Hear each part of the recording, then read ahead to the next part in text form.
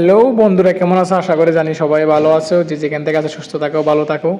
আজকে জানবো কিভাবে ফেসবুক ভিডিও আপলোড করার আগেই বা পরে কপিরাইট চেক করতে হয়। এই বিষয় নিয়ে আজকে আলোচনা করবো। সবাই ভিডিওটা দর্শক দেখবেন। তা আমি আছি শাহিন ভাই আপনাদের সাথে। ভিডিওটা ভালো লাগলে সবাইকে শেয়ার করে দেবেন, একটা সাবস্ক্রাইব করে দেবেন, একটা লাইক দিবেন। কে করতে পারছেন কমেন্ট জানিয়ে দেবেন। ধন্যবাদ সবাইকে। চলেন আমরা মূল কাজে চলে যাই। অবশ্যই আমরা ভিডিও সবাই দর্শক দেখবেন, কেউ মিস করবেন না। এর জন্য আমরা সর্বপ্রথম মোবাইলে আসবেন। আসার পরে ফেসবুক অ্যাপটি আপনারা খুঁজে নেবেন। এটা অবশ্যই আপডেট করে নেবেন, নাহলে আমরা সেটিংগুলো পাবেন না। এটা আপডেট করে দেবেন। ফেসবুকে আসবেন। আমি ফেসবুকে ঢুকে গেলাম। যেখানে ভিডিও আপলোড করবেন এখান থেকে ভিডিও সার্চ করে নিয়ে নেবেন। জাস্ট আমি এখানে রিলসে ক্লিক করে দেবো। রিলস থেকে একটা ভিডিও নিয়ে আপনাদেরকে দেখাবো। জাস্ট আমি রিলসে ক্লিক করব। জাস্ট একটা আমি ফটো বা একটা থাম্বনেল নিলাম ইউটিউবের জন্য। জাস্ট এটা আমি এখানে দিলাম। দেওয়ার পরে আপনার নেক্সটে ক্লিক করে দেবেন। ক্লিক করবো, এখানে আপনার হ্যাশট্যাগ টাইটেল যা আছে তা দিবেন।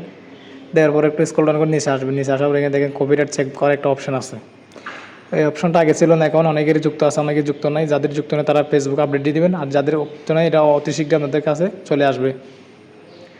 এটা ক্লিক করবেন। ক্লিক করার পরে এটা দিয়ে একটা অপশন আছে, এই অপশনটা আমরা অন করে রাখবেন সবসময়। এটাও বন্ধ থাকে, এইটা একটা অফ করে দিলেন, ওটা টিক মার দিয়ে দেবেন নিচেরটা, তাহলে দুটোটাও অটোমেটিক অন হয়ে যাবে। তারপরে ঠিক কাজটি ক্লিক করে দেবেন। জাস্ট এতটুকু করলে হবে।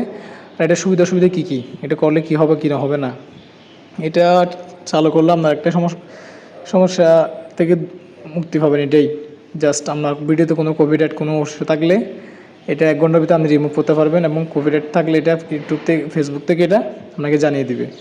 এভাবে আপনারা কপিরাইট চেক করতে পারবেন।